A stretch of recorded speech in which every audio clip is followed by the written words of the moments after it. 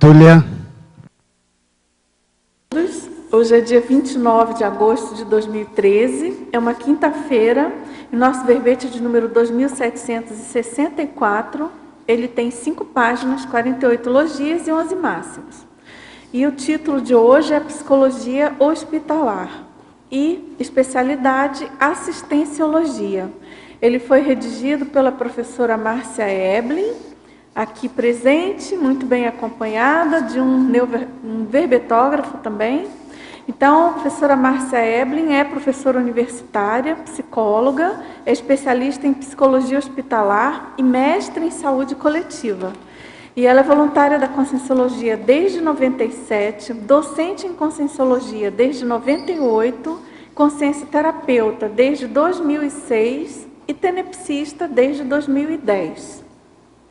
A psicologia hospitalar é a sub-área da ciência dos estados e processos mentais, do comportamento humano e das interações dos indivíduos e ou dos grupos, aplicadas à teática das intervenções assistenciais voltadas à promoção da saúde, à melhoria do ambiente terapêutico e à minimização do sofrimento da consciência hospitalizada, dos familiares e dos profissionais envolvidos no processo. Na pensenologia, o holopensene pessoal da interassistencialidade, o sigilo pensênico do profissional da saúde sobre os fatos relacionados ao paciente hospitalizado. Na fatologia, a inserção do psicólogo no contexto hospitalar, a assistência psicológica no hospital, visando alívio emocional da consciência hospitalizada, a contribuição da psicologia hospitalar para a humanização no ambiente de saúde, o psicólogo lúcido quanto aos limites da própria atuação, o psicólogo indo até o doente versus o doente procurando a ajuda do psicólogo, o perfil necessário para atuar no contexto hospitalar, o aproveitamento da crise de crescimento gerada pela hospitalização, a preparação para a dessoma, as reconciliações antes da dessoma iminente, os trafores auxiliando a adaptação e recuperação, a reperspectivação de vida a partir do enfrentamento da doença. E na parafatologia, a desassim entre atendimentos consecutivos, a miopia multidimensional do psicólogo, diminuindo a capacidade de assistência, o assédio postergando ou antecipando a dessoma, a tenepse do psicólogo hospitalar complementando o trabalho intrafísico realizado no hospital. E na remissiologia nós destacamos o acolhimento hospitalar, assistência enegóica, consciência assistente, cuidadologia e holopensene interassistencial. A psicologia hospitalar oferece oportunidade ímpar ao exercício da disponibilidade assistencial teática, ampliando a compreensão das realidades intra- e interconscienciais avançadas. E na questionologia, você já entrou em contato com a psicologia hospitalar na condição de assistido ou de assistente? E na bibliografia específica, nós temos 3 fontes bibliográficas. Agora, aqui na mega-análise do João Paulo, saúde, internação, intervenção, humanização, hospitalização, prontidão, orientação, interconsulta, psicoprofilaxia, psicoterapêutica, biopsicossociocultura, multidisciplinaridade, enfermidade, tratamento, acolhimento, conscienciofilia, cuidadologia, tanatologia, amparologia e assistenciologia. Agora, antes de entrarmos aqui nas perguntas, aí por falar em psicologia hospitalar, enfim, saúde, eu queria lembrar vocês da 6ª Semana da Saúde Holossomática da Cognópolis. Esse evento é muito importante, ele acontece anualmente e é um evento da OIC, né, Organização Internacional de Consciência e Terapia. Ele é muito importante para todos nós, né? Ele tem um objetivo bem abrangente, bem amplo, Vai acontecer de 30 de agosto a 8 de setembro, no campus da própria OEC, aqui em Foz. Então, por exemplo, de 30 de agosto a 1º de setembro, vai ter uma imersão progessoterápica, que é uma autoprogessoterapia em grupo com o EPICOM, professor Alexander Steiner.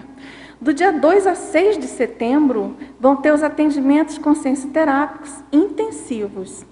No dia 6 de setembro, às 19h30, estão todos convidados, é a comemoração da primeira década da OIC.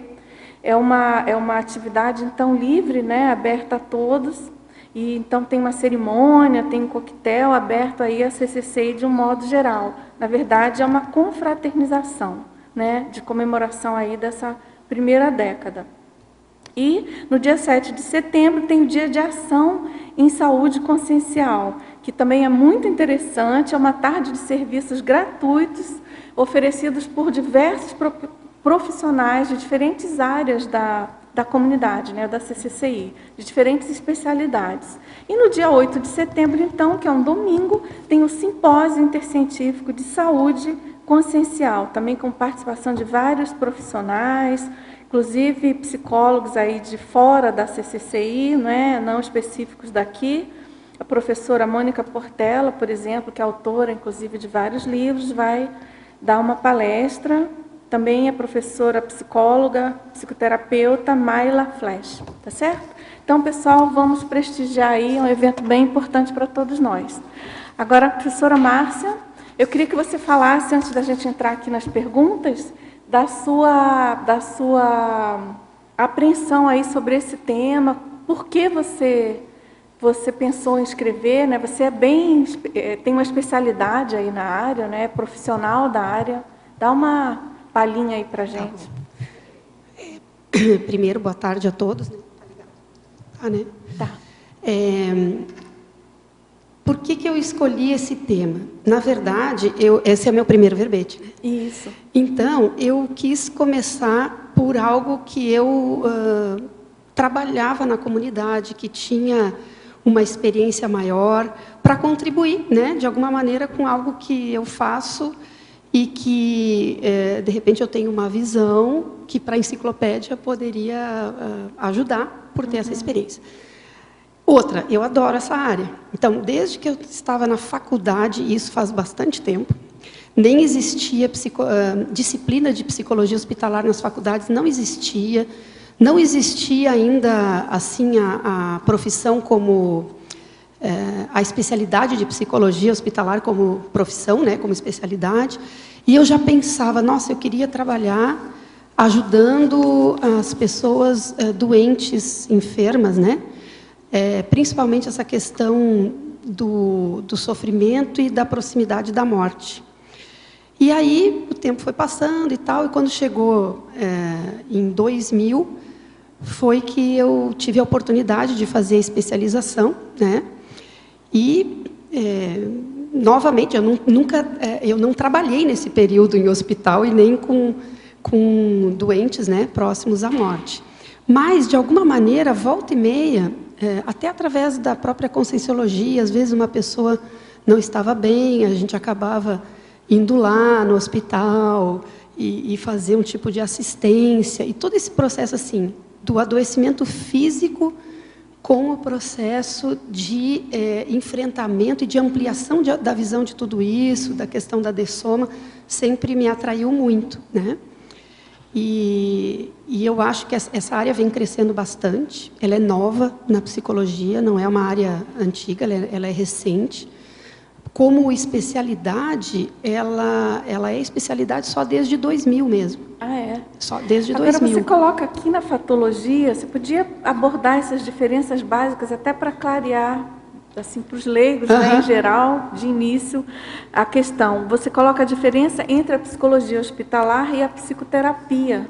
Você pode esclarecer? Isso é bem importante, até assim, no início da psicologia hospitalar. Como não havia formação, os primeiros psicólogos que foram atuar em hospitais, eles iam com aquela bagagem da formação que era mais voltada para a clínica individual e acabaram se dando mal e tendo que rever toda a maneira de atuar no hospital, porque o ambiente é totalmente diferente. Então, a psicoterapia tem um ambiente restrito, tem, né, uma sala com privacidade, você tem o tempo que você vai ali atender o paciente, você não tem interrupção, o paciente é que vem, que até é outra questão que eu coloco na fatologia, o paciente é que vem buscar atendimento, ele procura porque ele tem algum tipo ou de desconforto ou de motivação para se conhecer melhor, então ele é que busca. Então tem uma série, o setting terapêutico, ele é todo estruturado de uma maneira, né? Quando chega no hospital, não tem nada disso, porque, primeiro, você atende no leito, tem outras pessoas, se for uma enfermaria do SUS, como muitas vezes a gente trabalha, né? Tem mais 5, 6 pessoas no leito, fora os acompanhantes dos outros. O enfermeiro interrompe, o fisioterapeuta também, ou é o horário de tomar medicação. Então, o ambiente, ele sai totalmente do que é o que formalmente a gente aprendia na faculdade, né? A formação era toda voltada. Até tinha a formação para terapia grupal, mas também fechada na sala, tudo. E o tempo também totalmente diferente. É totalmente né? diferente. Às vezes você vai atender 10 minutos, às vezes vai ficar 1 hora e pouco, não tem o tempo pré-estabelecido.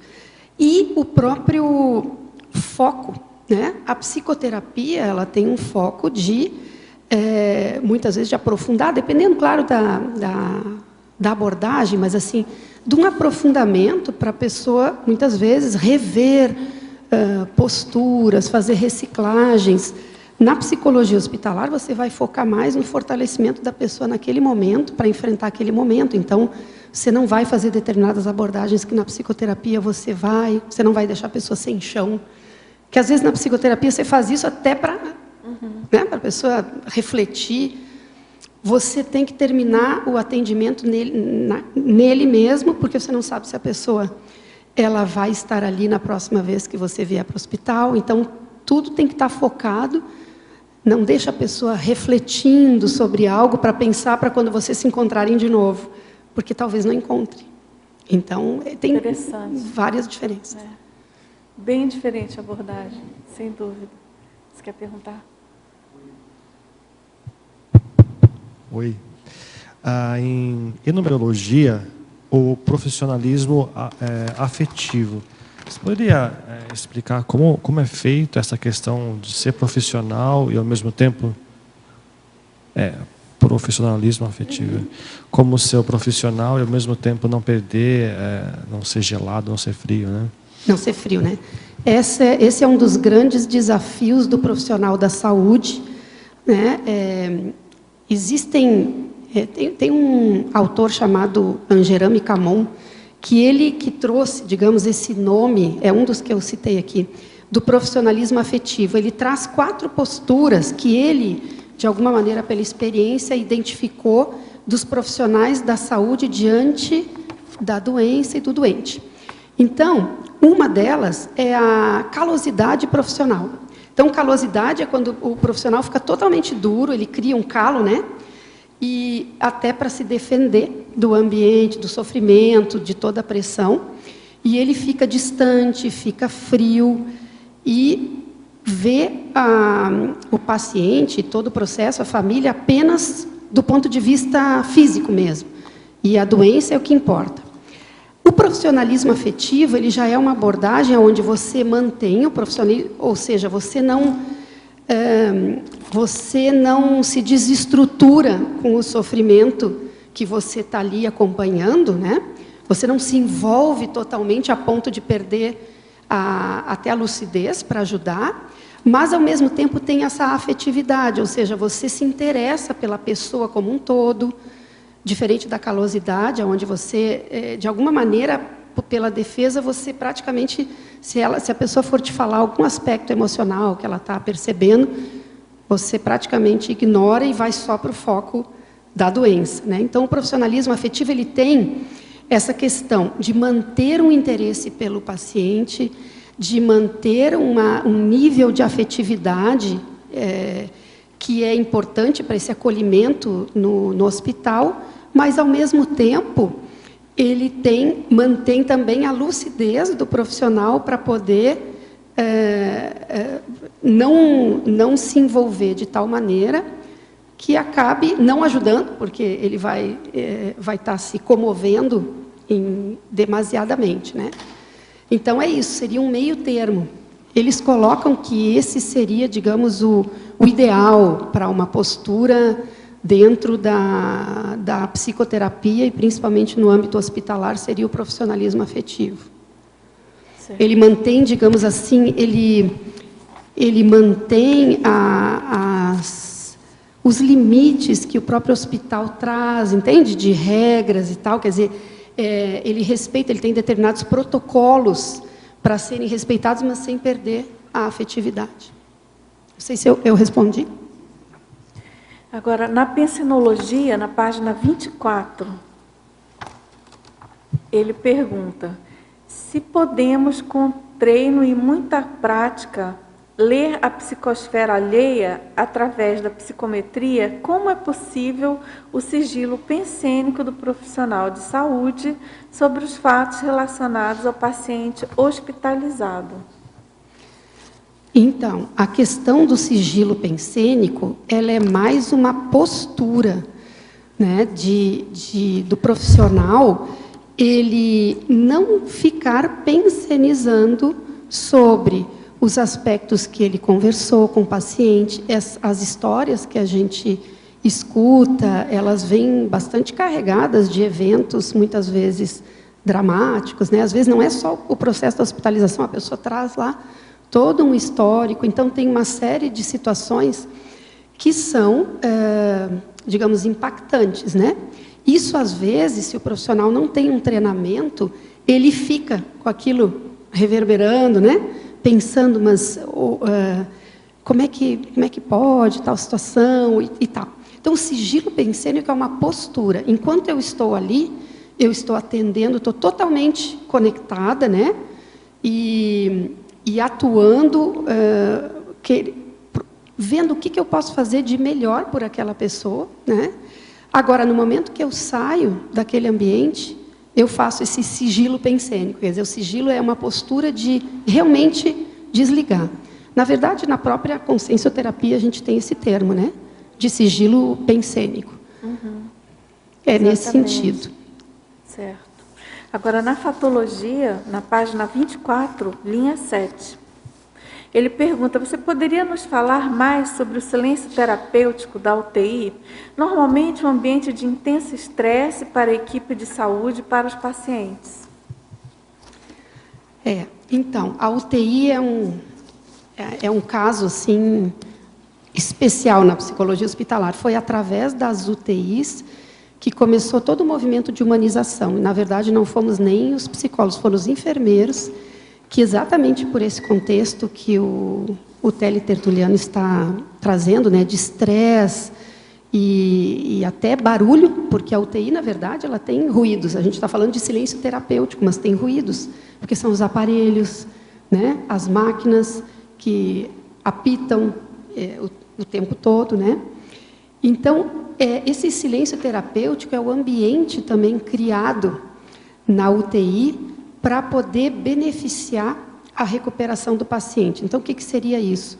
Procurar minimizar todos esses, o que for de ruído que seja desnecessário. Por exemplo, exatamente pelo estresse, às vezes os profissionais ficam agitados, né? E às vezes até falam mais alto, etc., etc., sem levar em conta que os pacientes, mesmo em sedados ou em estado de coma, eles escutam. E eles ficam sensíveis. Então, esse silêncio terapêutico seria manter um ambiente humanizado. Tem uma série de aspectos para a UTI que a gente indica de humanização, e o silêncio, dentro na medida do possível, é um deles.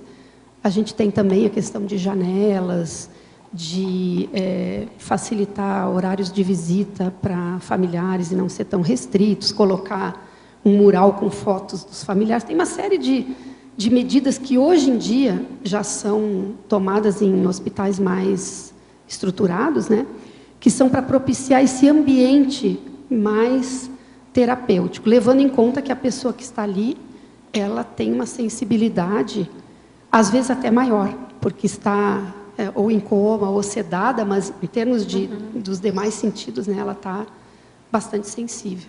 Pela sua experiência, essa cultura, ela está se disseminando, ela está pegando, vamos dizer assim, nos hospitais, assim, em geral? Pois é. Eu diria que mais devagar do que deveria, né? Tanto que aqui em Foz a gente não tem isso. Não tem. Não tem. Então, assim, em grandes hospitais onde já existe uma mentalidade mais avançada, eu diria, né, em termos do quanto o ambiente, do quanto todo esse processo de acolhimento, de humanização favorece a recuperação. Isso, hoje em dia, está crescendo o processo da humanização no hospital. Isso sim, porque até para os hospitais receberem acreditação, eles precisam ter uma comissão de humanização. Então, tem feito... existem avanços, mas na UTI a gente ainda vê pouco, que seria esse ambiente mesmo, já constrói a UTI com uma janela, que possa ver lá fora, cria um ambiente onde tenha um ambiente separado, que possa, então, ter algumas coisas da pessoa, que ela possa ter uma referência, né, como fotos ou bilhetes, etc. Enfim, isso ainda não. O relógio parece simples, mas a pessoa na UTI ela perde totalmente a referência. Até pela falta da janela, muitas vezes. E mesmo com a janela de quantos dias passaram, que dia é muito comum. A partir de uns 3 dias de UTI já perder a referência. Então, esses elementos, eles minimizam essas alterações e favorecem a recuperação após a saída da UTI também, quando é o caso, né? Que, felizmente, várias pessoas saem da UTI, né? Felizmente. E esse impacto da UTI ele é minimizado, porque tem um impacto a experiência de passar na UTI, né? Então, eu ampliei um pouco mais do que o silêncio, mas para colocar todo esse contexto, né, da UTI, que é bem importante. Certo. Você poderia comentar, na enumerologia, na primeira linha, finalzinho da primeira linha, a escuta catártica, né, que você comentou aí sobre... o item profissionalismo afetivo, né? Parece que a escuta catártica já é diferente, né? Então, a escuta catártica é que, muitas vezes, no ambiente do hospital, o paciente ele está precisando tanto falar, que quando a gente chega, é um processo de quase uma verborreia, né? E fala. Isso é mais intenso ainda, por exemplo, aí já não é só para o paciente, para o familiar também, por exemplo, em pronto-socorro. Em pronto-socorro, isso assim, base já da postura do profissional no pronto-socorro, é permitir que a pessoa fale e desabafe, se tiver que chorar, que chore. Por quê? Porque o impacto é muito grande da experiência do pronto-socorro. Houve uma ruptura maior ainda do que uma internação, sim, né, claro, mas, às vezes, planejada, ou que não é tão grave a ponto de ir para o pronto-socorro. Então, no pronto-socorro, é incentivado isso, deixar a pessoa realmente fazer uma catarse emocional para depois poder ir acalmando. Então, você, num local desse, você não vai dizer quieto ou pare, não, você deixa, porque isso é importante, até para poder haver uma liberação emocional para a pessoa poder pensar. Entendi. No ambiente de leito, de internação, né, hospitalar, isso também acontece. Claro que às vezes não com essa exacerbação, mas acontece também. E acontece também no momento da notícia do óbito para a família. Também acontece. Então, você deixa, só que você, nesse momento do óbito, você observa entre os familiares qual é o que parece mais forte, mais lúcido, e você vai atuar com ele para poder administrar o processo familiar. Né? Tá. Na sindromologia, segundo item, a síndrome de burnout, qual que seria a terapêutica, né, que vocês utilizam, você utilizou, para evitar ou lidar, né, com essa síndrome que é bem comum, né? Então, a síndrome de burnout, eu acho que todos sabem o que é, não sei se é o caso de falar. É bom você explicar. Então, a síndrome de burnout é o conjunto de 3 principais dimensões ou sintomas. Uma delas a gente chama de exaustão emocional. É aquele esgotamento emocional que você parece que não dá mais conta O próprio nome burnout é chama que apaga, né? Assim, a pessoa está assim esvaída, ela não dá conta. Só de ela pensar em ter que, por exemplo, atender, no caso aqui, de profissionais da saúde, né? A síndrome ele é muito comum em professores, profissionais da saúde, policiais, pessoas que atendem pessoas, né? Mas no profissional da saúde, ele pensa assim, gente, eu vou ter que ir para o hospital. Eu não vou dar conta. Assim, vem uma pessoa com uma demanda, parece que aquilo você não... já saturou. O outro sintoma é exatamente esse distanciamento afetivo, que aí exatamente... não é que um seja consequência do outro, mas é um conjunto, né? Então, você afasta a emoção do outro, porque você já não dá conta, então fica frio, indiferente. Não olhar mais para a pessoa. Exato. E o terceiro sintoma é a baixa realização profissional. Daí a pessoa começa a se sentir incompetente. Ela diz, eu não sei como é que eu escolhi ser enfermeiro, da onde que eu tirei isso, eu não sirvo para isso, eu não dou conta, eu vou mudar de profissão. E às vezes mudam de profissão. Começa pelos atestados, né? E depois acaba diagnosticando, às vezes, depressão, aí dão uma licença aí de um tempo, a pessoa descansa, quando ela volta, está tudo igual. Então, você perguntou mais sobre como melhorar, né? A pessoa já se encontra nessa condição, né? Só que o burnout, ele não é uma situação que a gente avalia só a pessoa. Não é assim, o indivíduo está com burnout. Ele está, mas a gente avalia sempre o grupo todo e a instituição. A gente não avalia individualmente. Se existe uma pessoa com burnout, devem haver outras. Se for só um estresse individual, aí é outra coisa. É uma pessoa que ela não está dando conta. O burnout, em geral, ele já vem de uma situação organizacional ou institucional também, que tá, a gente fala que é multidimensional mesmo, ou multifatorial. Tem aspectos da pessoa, tem características da pessoa que favorecem. Uma pessoa mais perfeccionista, enfim, que se exige mais, tem uma mais pessimista, tem uma série de características, menos resiliente. Ela que não se sente eficaz, né, que tem baixa autoeficácia, tem mais predisposição.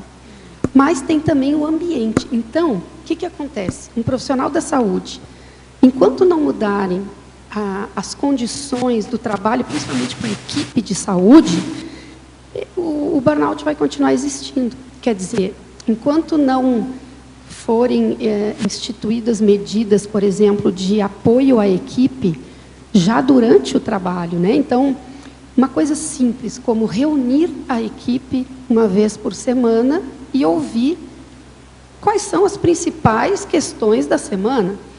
E só isso já daria, digamos, no caso do hospital, né? Uma vazão e uma troca, um compartilhamento de experiências que já iria melhorar um tanto, né? Então, toda uma questão... aí a gente já entra até em política de saúde, quer dizer, principalmente o pessoal da enfermagem trabalha muito e trabalha em condições precárias, porque para ganhar o suficiente tem 2 empregos, não dormem direito, não tem lazer. Então, só isso já é o fator que já vem junto extra. Aí tem a pressão, tem poucos funcionários na instituição, enfim, é uma série de fatores. Então, só mudando mesmo... Claro, tem a parte individual que você pode fortalecer esses aspectos que são intraconscienciais, né? Melhorar o nível de percepção da pessoa para ela não deixar a coisa chegar até o nível de esgotamento, ensinar a trabalhar com energia, se for o caso, né? Claro que o psicólogo aí vai ter que, mas digamos, a pessoa perceber que tem o processo da assimilação, ela trabalhar, porque o burnout tem muito de assimilação. Tem muito, assim, grande parte é o processo de desassim. Então, esses processos ajudam a pessoa, mas também vai ter que ter um trabalho maior para resolver mesmo. Né? Eu acho que também passa pela condição da saída da miopia multidimensional do psicólogo, diminuindo a capacidade de assistência. Eu acho essa cosmovisão. Né? Com certeza. Só mais uma questão aqui do voluntariado, aqui, voluntariologia. o voluntariado nos hospitais gerais, né? Eu queria saber mais informação sobre essa questão aí, se precisa de de formação na área, né? De alguma área da saúde, algum pré-requisito, como que funciona isso? Os hospitais, eles têm, a maioria aqui a gente tem também no Costa e no Municipal, é feita uma triagem, mas não precisa ser profissional da saúde. E aí tem pessoas que, às vezes, elas até já têm alguma formação simples do tipo contador de história, que é um tipo de voluntariado específico, mas tem outros que ajudam simplesmente a fazer companhia, né? Então, existe sim o voluntariado no hospital e teria que procurar principalmente a área de psicologia e de serviço social, que trabalha com isso, né? Ah, certo. Para fazer Então, tá. Obrigada. Por favor. Estava lembrando que você apresentou um trabalho dessa síndrome, né? Síndrome de burnout, na OIC. Sim. Essa onde a gente pode encontrar, localizar esse trabalho? Pois é, na verdade... Está saindo só? Tá ok, tá bem. Esse foi o tema da minha tese de mestrado, né, do meu trabalho de mestrado. Eu fiz uma pesquisa sobre o nível de burnout e a comparação com justamente resiliência, autoeficácia, o gostar da profissão ou não. Tinha uma série de perguntas, como que tinha escolhido a profissão, etc. Fiz aqui no Hospital Municipal. Então, eu desenvolvi esse trabalho no meu mestrado. E depois, na OIC, eu fiz digamos, ampliei para a visão consciencial, né? Porque o meu trabalho do mestrado ele foi mais no paradigma mesmo, né? Convencional. E aí eu ampliei a visão, e aí escrito, ele não tem assim escrito, ele tem os slides que eu apresentei, porque foi uma apresentação num simpósio, em que a gente fez os slides, ele não tem um artigo publicado, né? Então, mas pelo que eu estou lembrando, publicar um artigo. Alguma coisa, né? Sim, porque Não, bastante. Lembra que eu tinha proposto, mas que aí, houve? porque parece que já tinha alguma coisa, não sei se é o caso de, porque eu ia Dar uma fazer um verbete. Eu não lembro de ter. Eu ia alguma fazer o coisa verbete, mas na aí enciclopédia específica sobre burnout. Vamos pesquisar. Olha, senão essa síndrome aí... Mário Oliveira Eu também acho achou que tinha. É muito bom que tinha ouvir você tecnicamente explicando. Nossa.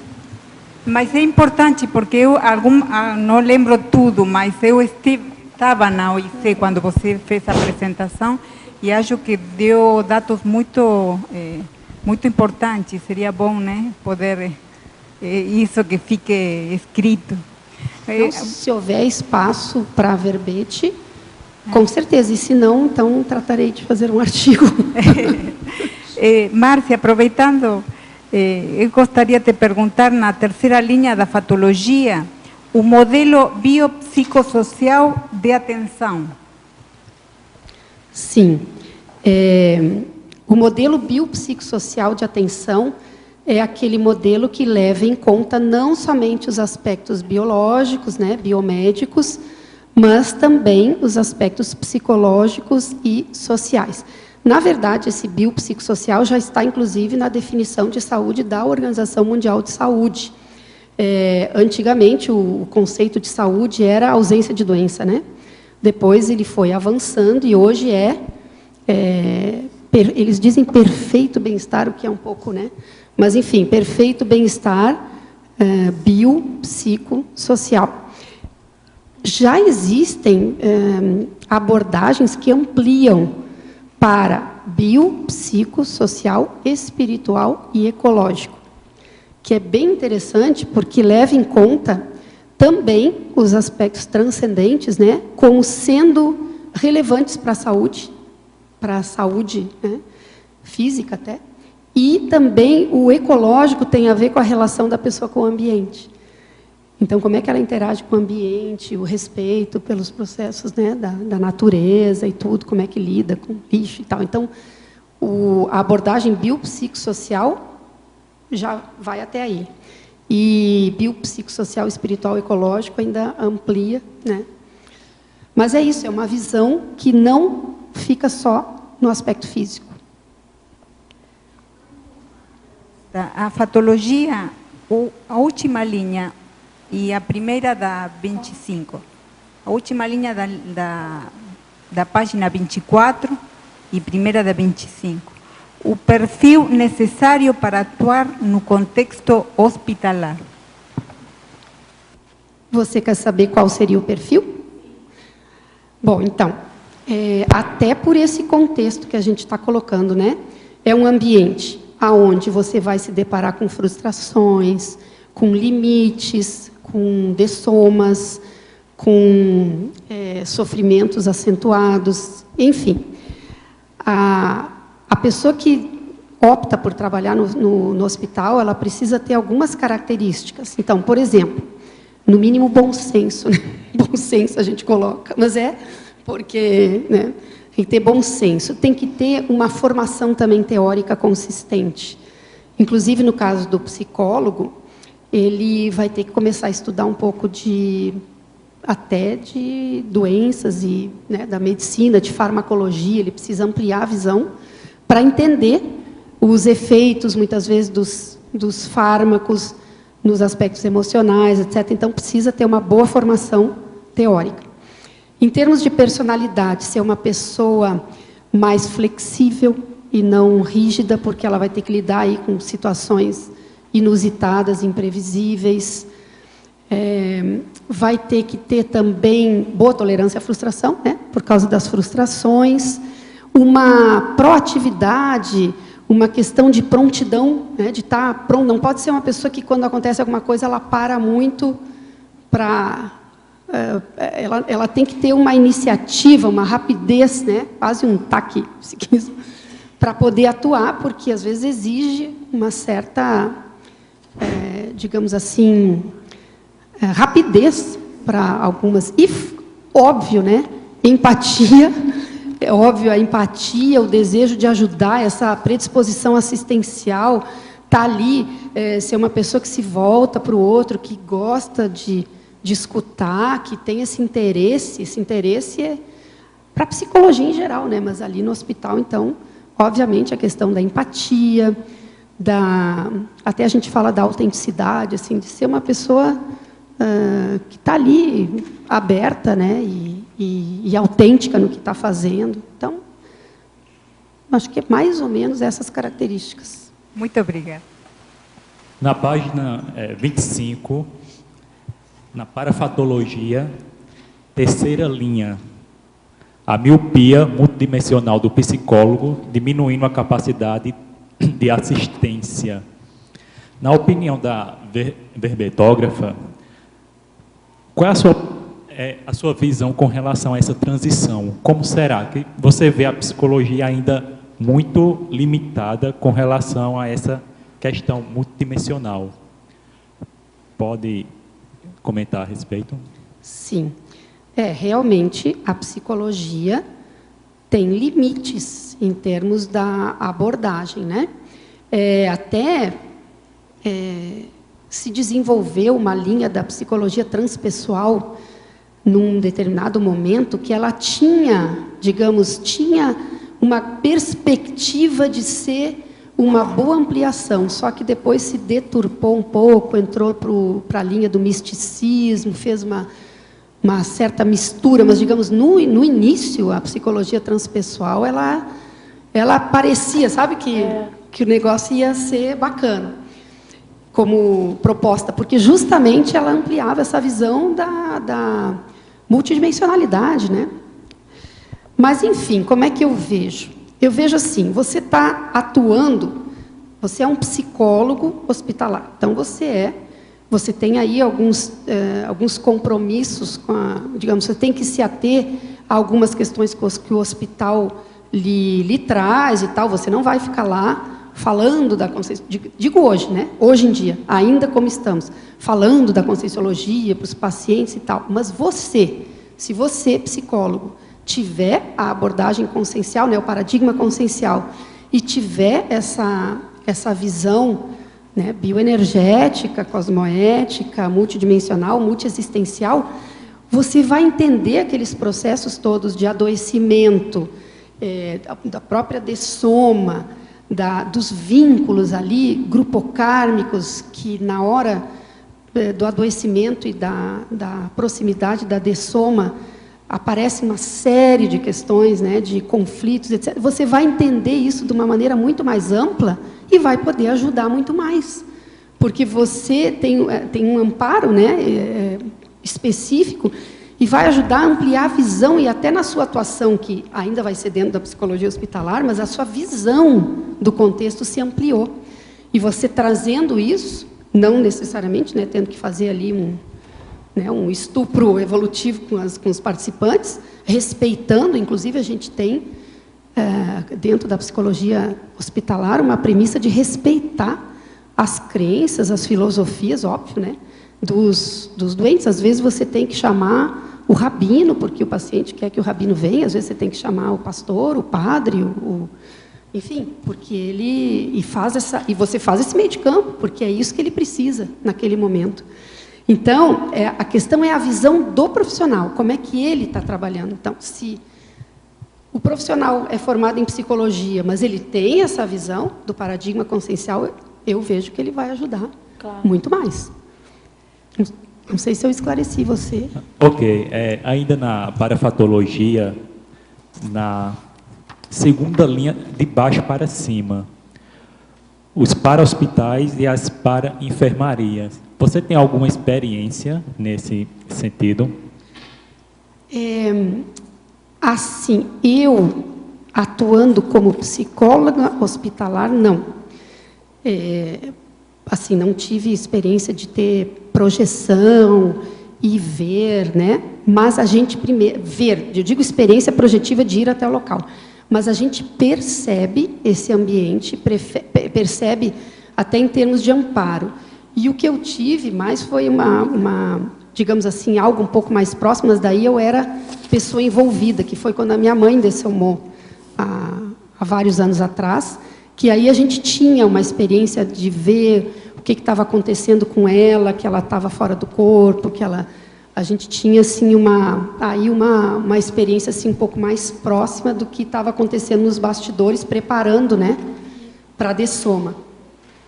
Mas digamos, a gente percebe o ambiente, o clima. Eu não visualizei nem me projetei especificamente, né? Mas a gente sente esse ambiente de para enfermeiros, para médicos, para psicólogos, né, ajudando no processo, com inspirações também, com, enfim, encaminhamentos.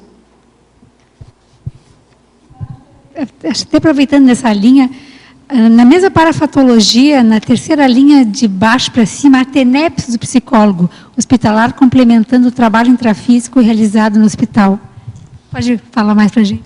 Sim, também, da mesma maneira como a gente fala que o psicólogo que tem o paradigma consciencial vai ter uma visão mais ampla, em termos de assistência, você vai atender o ambiente hospitalar, tem, não vou dizer que tem mais consciex, mas tem um determinado padrão de consciex, né? Ali junto aos enfermos, aos familiares e até junto à equipe. E o próprio paciente que você está atendendo, a família, tem todo um contexto extrafísico vinculado à doença, a todo o processo ali, né, de hospitalização, e você podendo fazer uma isca e levar isso para a sua TENEPS, imagina a ajuda que você vai oferecer, né? Uma ajuda anônima, sem ter que falar nada, mas é nesse sentido. Ampliada, né, ao extremo. Márcia, você poderia falar um pouquinho para nós dos seus dois paradoxos, na paradoxologia, página 26? O paradoxo de a verdade sobre o próprio estado de saúde poder aliviar o paciente, primeiro, né? Então, é interessante que A gente pensa, num primeiro momento, que se você for dar uma notícia para o paciente de que ele tem que o quadro dele se agravou e que as perspectivas diminuíram e que possivelmente ele vai dessomar, que ele vai se desestruturar e que isso vai causar mais ansiedade ainda, né? Um diagnóstico, uma mudança, né, de rumo terapêutico, isso não acontece assim na prática. Na prática, a gente observa que o maior ocasionador de ansiedade é a falta de informação. Então, a falta de informação deixa o paciente num nível de ansiedade porque cria um espaço vazio onde ele coloca todas as fantasias dele. Todos os fantasmas vão para esse espaço vazio, enquanto que se tem uma informação, primeiro que é um direito dele. É um direito ele saber sobre o próprio estado de saúde dele, ele ter essa informação, para que ele possa tomar decisões, né, a respeito do que ele quer fazer. Então, a gente observa, e tem estudos, a Elizabeth Kubler-Ross publicou muitas coisas a respeito sobre contar ou não contar, e ela diz claramente, contar com certeza, a questão é como contar. E aí é que tem os problemas, porque muitos profissionais não têm essa habilidade na maneira de contar, na maneira de falar. Por isso que hoje na medicina, ainda bem, né, temos disciplinas de como dar más notícias, já existe, né, todo um processo. E assim, isso eu estou falando em casos drásticos, né? Informação de possível dessoma e tal. Mas mesmo assim, as questões básicas do tipo assim, a pessoa está hospitalizada. Tem vezes que você escuta assim, eu não sei o que eu tenho, eu não sei por que eu estou aqui. Às vezes é um processo do paciente. É ele que não ouviu direito, não entendeu direito. Às vezes é uma questão cognitiva, mas daí cabe ao profissional esclarecer, dentro da linguagem dele, né? Ou então cirurgia. A pessoa não sabe quando é que ela vai ser operada, ou então desmarcam a cirurgia e não. Então tem um processo de falta de informação ou de fluxo de informação pelo menos em várias instituições que eu tive contato, que é o maior ocasionador de ansiedade. Então, no momento em que a pessoa está ali, olha, o que vai acontecer com você, você vai ser operado daqui a 2 dias, o procedimento vai ser assim, assim, assim, você vai, né, tomar uma anestesia, vai ser assim, você vai para o bloco cirúrgico. Isso traz um alívio, né, à informação. Então, não é óbvio que tem profissionais que fazem isso, a gente não está generalizando, mas às vezes no ambiente, na correria e tal, às vezes passa. E aí a pessoa está desinformada. A gente ajuda muitas vezes o paciente a ele perguntar, porque às vezes ele não sabe perguntar também. Então também faz parte do nosso papel ajudá-lo a perguntar, incentivá-lo, ajudá-lo a anotar as perguntas, etc. E o segundo é o paradoxo de o enfermo poder precisar regredir para se deixar assistir. Então, essa é uma outra questão bem frequente no hospital. O mecanismo da regressão, ele muitas vezes acontece naturalmente. Por quê? Regredir é voltar a um estágio anterior de desenvolvimento, né? Então, a pessoa às vezes está numa situação em que alguém vai ter que dar comida na boca dela, alguém vai ter que dar banho, né? Vai ter que levar no banheiro, ou então, enfim. E isso exige uma regressão para ela poder se deixar cuidar. E a gente vê pessoas que são mais autônomas ou mais, né, autossuficientes e que têm dificuldade disso, elas se sentem péssimas de estarem nessa condição. Então, às vezes, o seu trabalho é fazer a pessoa entender que aquilo é necessário, que ela não vai perder a condição dela de uma pessoa, né, que é provisório, que é naquele momento. E é necessário, porque senão ela não permite, ou quer fazer coisa sozinha, faz coisa errada, porque não deveria fazer sozinha. Então, essa questão da regressão, dependendo de qual é o quadro, é necessário. Em outros momentos, é o contrário. Em outros momentos, às vezes, a pessoa está regredida pelo ganho secundário, e você vai ter que aí fazer o trabalho para ela ganhar autonomia. Então, depende do caso. Ok? Márcia, na página 27, O último item da feminologia. Poderia falar sobre a vida ou a experiência da pioneira da psicologia hospitalar no Brasil, Matilde Neder? Sim. Então, vocês veem que está um tracinho porque ela não dessomou ainda, né? Ela tem 80, deixa eu ver, 2023? 90. 80 anos, né? 90. 90 anos. 90. E está atuando ainda, dando aulas na PUC de São Paulo. Dá aula ainda. Então, a Matilde Neder, ela é uma senhora, né, agora, e ela foi a primeira psicóloga no Brasil a atuar na área da psicologia hospitalar, então, a gente considera ela a pioneira. Ela trabalhava, na época, no Hospital de Clínicas de São Paulo, no setor de ortopedia pediátrica. E ela começou a fazer um trabalho com as crianças que iam fazer cirurgia, cirurgia de coluna, e fazer um trabalho pré-cirúrgico. E aí, esse trabalho começou a ter um efeito, ter um resultado, e, digamos, ela deu o primeiro passo nesse sentido, né? Depois, a segunda, que eu não cheguei a mencionar aqui, a Belkis Romano, é uma outra psicóloga que daí trabalhou no INCOR, e aí ela tem todo um trabalho na linha da cardiologia, né? Mas essas duas, digamos, foram as primeiras, por isso que a gente considera. E a Matilde, eu tive a oportunidade de estar com ela o ano passado num congresso, ela dando lá palestra, coisa mais querida. Realmente, assim, é uma graça de vê-la ali firme. Então, ela abriu esse espaço, né? Ela começou e foi conseguindo, foi conquistando. Foi conquistando. Não teve impedimento da parte dos outros profissionais, não teve nenhuma luta assim a travar. Não, porque possivelmente ela já devia ter ali digamos assim, uma inclusão naquele ambiente, que ela já tinha uma certa respeitabilidade. Ela não entrou, entende? Ela já trabalhava, possivelmente numa outra área organizacional, entende? E aí ela começou a desenvolver esse trabalho. Obrigada. Professora Márcia, em mitologia, na página 26, o mito de a hospitalização significar dessoma próxima é um mito frequente que você observa no seu trabalho no hospital? Sim. A hospitalização, ela é vista já, as pessoas se assustam quando elas precisam ser hospitalizadas, né? Primeiro, se você precisa ir para um hospital, é realmente um fato de que você está precisando de cuidados especiais que em casa não são possíveis, né, em domicílio.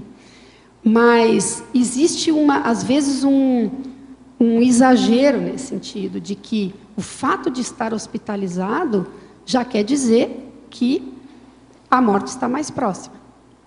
Por um lado, isso causa um efeito que não é de todo ruim. Por quê? Porque nós, ainda na nossa sociedade, falamos muito pouco sobre a morte, né? Sobre a dessoma. É um tabu ainda falar, não vai falar, vai atrair. Vai atrair, não fala. Eu tenho alunos, dou aula para enfermagem. Agora faz tempo que não acontece, mas alguns anos atrás acontecia de eu ia dar aula sobre tanatologia, sobre a morte, para alunos de enfermagem que iam trabalhar em hospitais.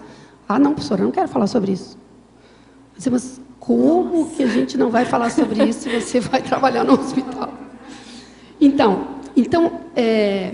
o fato de entrar... É óbvio que ir por um hospital não é bom, mas eu digo, no caso da pessoa ter que passar pela hospitalização e ela pensar na dessoma, isso às vezes causa um impacto dela repensar os hábitos, os valores, não é? Então, é um mito, porque não necessariamente entrar no hospital significa dessomar.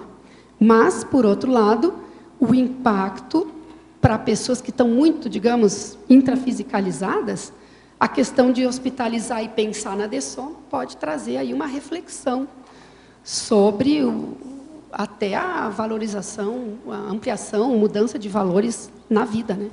Agora, mesmo a teletertuliana, ela está falando de Madrid, ela complementa, né? Você poderia ter um título de psicóloga, consciencióloga?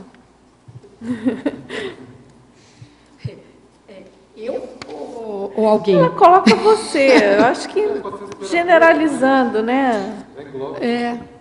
Na verdade, o que o João Paulo está falando, quer dizer, um consciencioterapeuta, o clínico, né? O que faz a consciencioterapia clínica, ele é ou médico ou psicólogo. Então, o psicólogo que está atuando na consciencioterapia, ele é um psicólogo conscienciólogo. Agora, digamos, ou qualquer psicólogo que, digamos assim, vivencia o paradigma consciencial e vai trabalhar num hospital, ele é um psicólogo conscienciólogo. Ele não vai poder deixar o ego dele, conscienciólogo, aqui na CCCI, ele deixa ele e vai lá trabalhar só com ego psicólogo. Não dá, né? Ele é. Então, ele vai atuar a partir disso. É assim que eu vejo. Felizmente, né? Felizmente. Márcia. Você quer... É o seguinte, em neosinapsologia, eu gostaria de saber o seguinte: como foi para você e em que momento você começou a perceber que estava obtendo essas neossinapses através da interassistencialidade? Porque a gente sabe que o ambiente hospitalar ele é extremamente difícil, às vezes, muita correria, e às vezes é difícil você focar a questão da percepção multidimensional e estar ali atuando todos os minutos ali com essa percepção aguçada, né? Aí eu queria saber como foi para você, ou como está sendo, não sei. Na verdade, isso acontece até hoje, porque hoje em dia eu faço supervisão de estágio, né?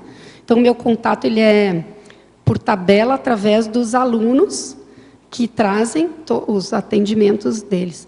Mas mesmo sendo assim, que a gente está na supervisão, as histórias são tantas, cada realidade, né, consciencial diferente.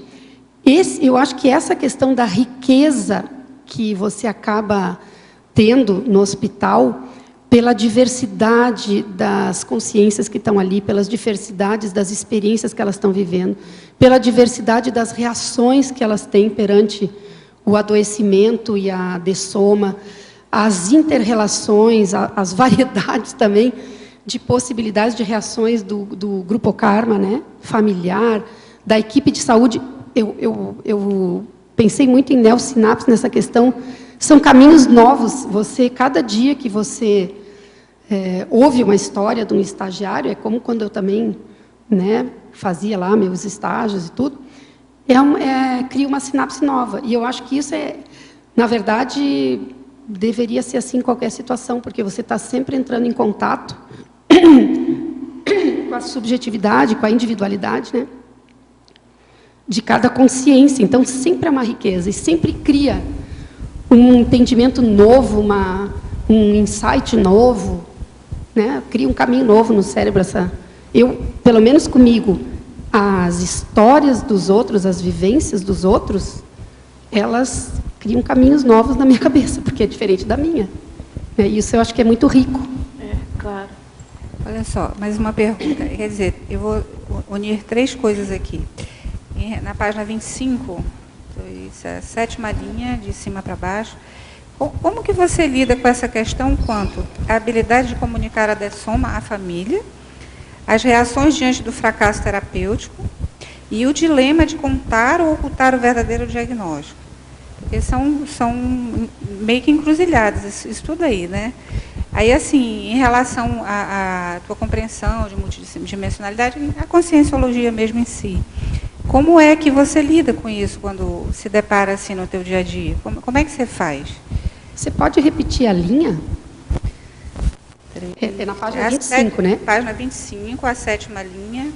De baixo para cima. De cima para baixo. De cima habilidade para para baixo. Comunicar a dessoma à família. Tá. Uhum. E? A 10ª linha, reações diante do fracasso terapêutico. Uhum. E a última? 14ª linha, dilema de contar ou ocultar o verdadeiro diagnóstico. Então, a questão tem um pouco a ver com o que eu tinha respondido para a Eliana, de que a informação diminui a ansiedade, né? Agora, você está falando mais do dilema que a gente passa nesse sentido. O que acontece? Se você estiver atento às reações do paciente, ali da família, o dilema ele diminui bastante, porque o que acontece? Eles dão dicas do momento de falar, de como falar.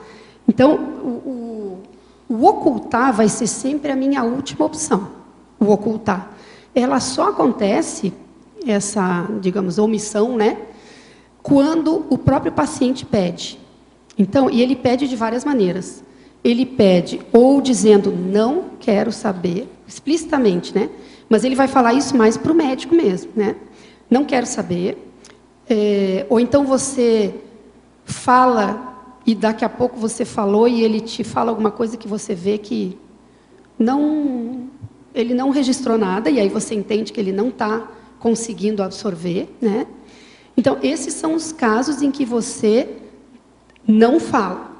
Mas, se não, a saída para diminuir esse dilema é perceber as dicas. Então, o paciente, às vezes, diz assim, pois é, né? A minha situação não está boa, né? Parece que eu estou sentindo que alguma coisa pode acontecer. Aí, se o médico já tiver falado, aí você já pode abordar. Se o médico não tiver falado, por exemplo, de um prognóstico mais grave, em geral, você já conversou com o seu médico sobre isso? Como é que está a sua condição? Se não conversou, aí a gente tenta, então, que o médico esclareça novamente. Aí, às vezes, você faz o trabalho conjunto com o médico, né? Você vai junto, na mesma hora. E então essas dicas acontecem. Ou então assim, pois é, né, eu estou aqui preocupado como é que vai ser com a minha família depois que eu me for.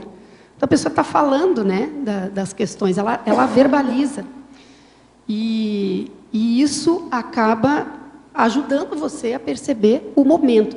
Então, como a Kubler-Ross diz, a questão não é contar ou não contar, em geral, é o como. Aí escolher o momento, escolher, de preferência, que esteja um pouquinho mais reservado, que não esteja aí um monte de gente junto, para falar essas questões, né, mais difíceis. Deixa eu ver, essa era aqui, né, do dilema. Depois, acho que faltou uma, né? Fracasso terapêutico. Então, reações diante do fracasso terapêutico, ela é tanto para o profissional médico como para todos, né, na verdade. Mas isso acontece mais forte para o médico. O médico tem uma formação, agora isso está mudando pouco a pouco, os médicos mais jovens já têm uma formação um pouco diferente, mas voltada para o sucesso terapêutico. Eles são ensinados a salvar vidas. E isso é bom, né? Porque a gente tem aí todo um desenvolvimento tecnológico e de habilidade da medicina que realmente está salvando mais vidas. Mas, então, um fracasso terapêutico é muito doloroso, muitas vezes, para o médico, porque ele não está, muitas vezes, preparado para isso, principalmente se o médico não tem um paradigma consciencial e não entende que as variáveis não dependem só dele, né? Não dependem só dele, que o sucesso ou fracasso não é só uma questão da habilidade ou eficácia ou ineficácia dele ou da medicina, tem outros fatores, né, multidimensionais, enfim, envolvidos. E então, a questão de lidar com o fracasso tem muito a ver com ampliar essa visão. Primeiro, você sair de si e achar que você é responsável por tudo. Outra, tem a ver também com fazer o melhor possível. Sempre que a gente faz o melhor possível, a sensação de fracasso é menor, porque você sabe que você fez o melhor possível, né? Então, diante do melhor possível, se houve um fracasso terapêutico, é porque, enfim, era o que tinha que acontecer. Se o fracasso terapêutico for por uma falta de habilidade, aí você vai ter que reavaliar a sua metodologia, enfim, capacitação, etc. Respondi? Sim? Na página 25, de baixo para cima, 10ª linha. As mágoas dificultando a recuperação e até a dessoma. Pode comentar algum caso nesse sentido? Sim, temos vários no hospital nesse sentido. Um dos trabalhos que a gente mais vê acontecer no hospital são, no caso assim principalmente na oncologia, que é onde os pacientes, né, têm assim, a questão da recuperação. Quando o paciente já chega para a internação, às vezes não tem mais a possibilidade de retorno, né? Quando começa a se trabalhar essa questão da possível dessoma, aparecem muitas questões que tinham ficado paradas durante anos, às vezes. Então, você vê direto o paciente que não fala com o irmão há 10 anos. E aí está chateado porque o irmão não foi visitar no hospital. E aí está com aquele ressentimento, e aquilo fica, e às vezes só após a gente começa a trabalhar, você gostaria de falar com seu irmão? Ah, não sei o quê, mas quem sabe, tal, quem sabe, então sim. Tá. Aí se faz o contato. Aí o irmão também, não sei o quê, daqui a pouco ele relaxa um pouco e vem. E é muito comum isso, depois da visita, a pessoa dessoma. Depois que conversam, né? Pena que deixaram só para esse momento, né? Óbvio, porque a dessoma é mais difícil, né? Não é tão tranquila. A gente vê que onde os vínculos familiares são mais assentados, tranquilos, afetuosos, o clima no momento da dessoma é diferente. E quando tem conflitos maiores, interesses, diferenças de interesses entre irmãos, familiares, ou quem cuidou mais, quem cuidou menos, cobranças, aí a dessoma é mais complicado, são os que dão, digamos, mais trabalho no hospital depois, fazem, né? Tem uma exacerbação emocional maior, e etc. Então, a gente vê bastante. Teve um caso, então, já que você quer um caso, tem um caso interessante.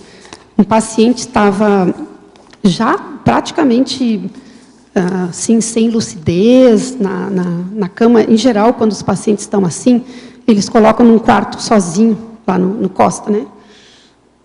Para que os familiares possam estar mais com a pessoa e tal. E aí a estagiária chegou um dia e viu ele sentado na poltrona, cantando uma música do Roberto Carlos. Ela disse, gente, mas ele estava tão mal, que é aquela questão da melhora pré-dessoma, né?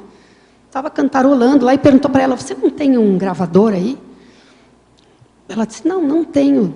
E ficou tal, com aquilo, né? Poxa, mas será que eu tinha que ter ido atrás, conseguir e tal? Mas ficou conversando com ele sobre a música que ele estava cantando e tal, como o senhor está bem.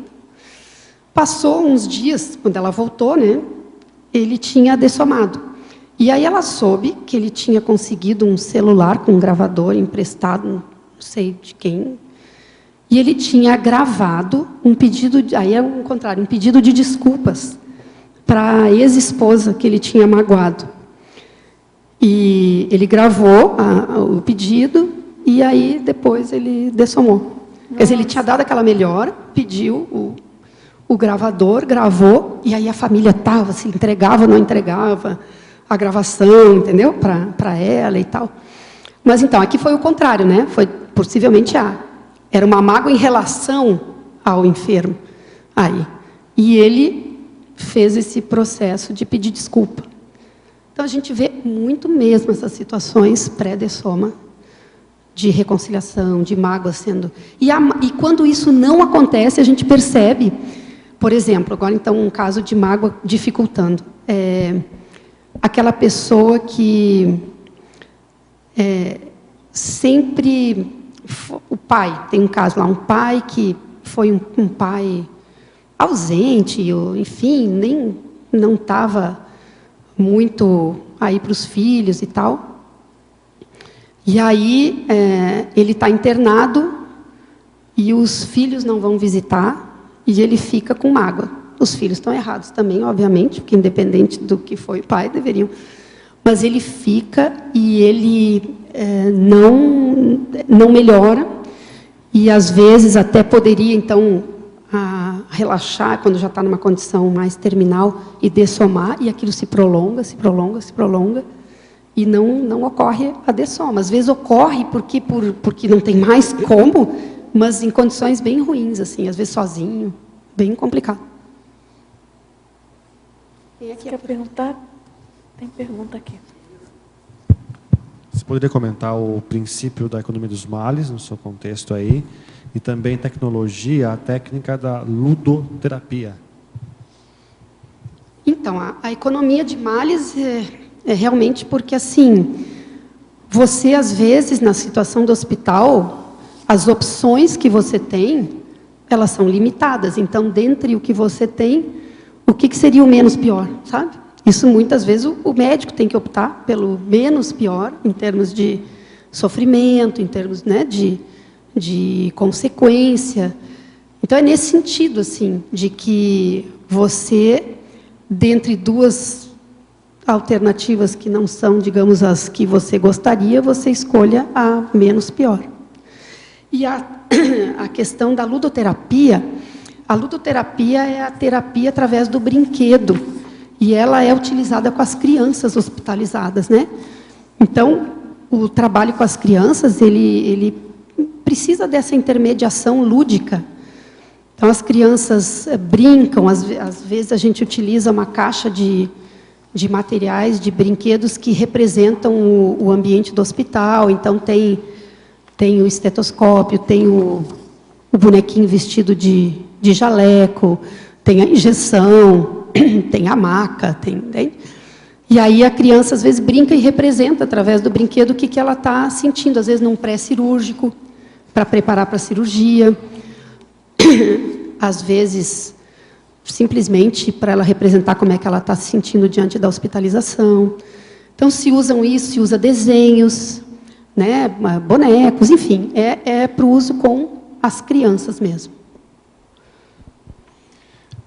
Márcia, como é a situação, se é comum, uma pessoa hospitalizada sem correr risco de morte, por exemplo, não tem nada que seja tão grave, e, por exemplo, o psicólogo vai lá e começa a fazer uma intervenção ou fazer um diagnóstico em cima de um problema que fica talvez até maior do que o próprio problema da internação, entendeu? A causa da internação.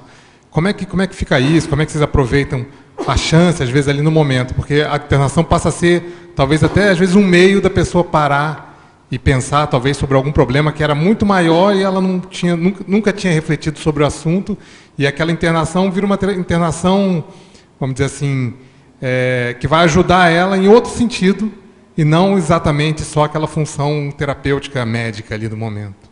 Uhum. É comum isso? Então, é comum a pessoa trazer problemáticas que vão além da hospitalização. Nesse caso, a gente vai ter que ter muito bom senso e lucidez para ver até onde você vai. Então, a gente sempre diz ali na supervisão, né?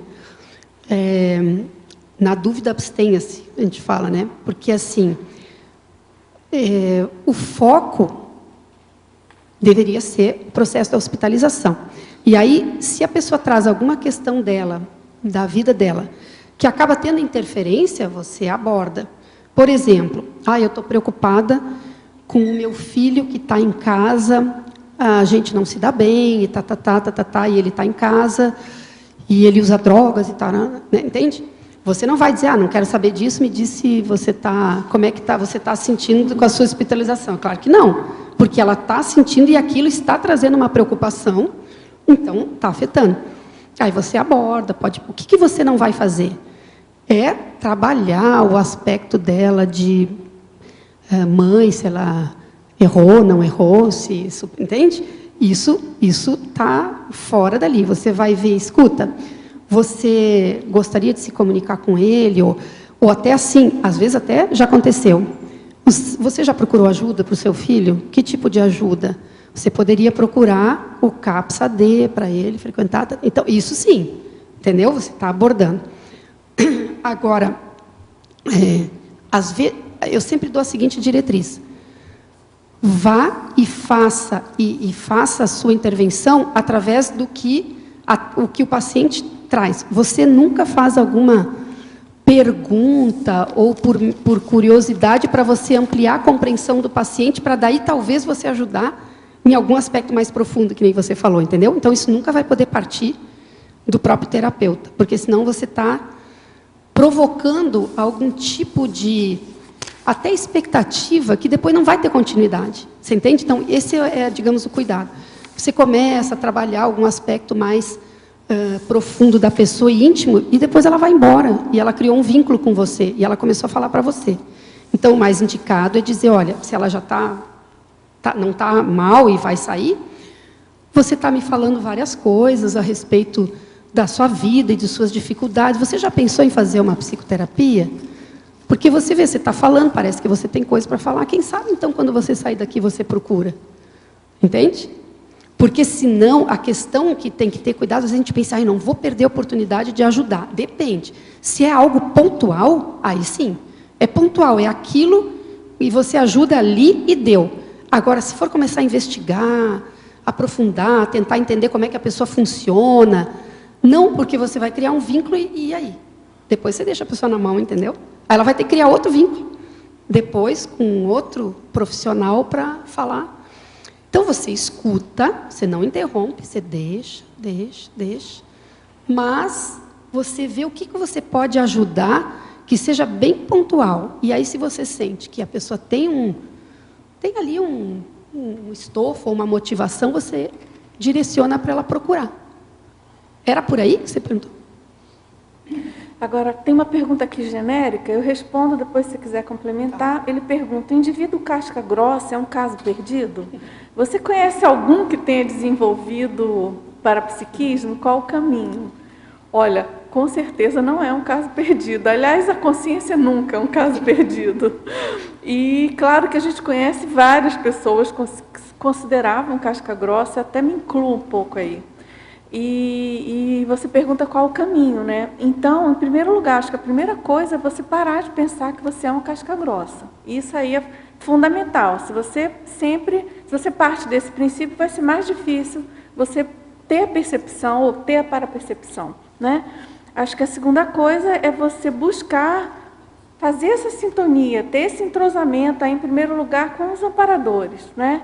E, claro, trabalhar aí com as energias. Não sei se você já conhece a Conscienciologia, já fez algum curso, mas a gente tem instituições em todo o Brasil, né? Você pode, por exemplo, buscar o site ipc.org.br, não é isso?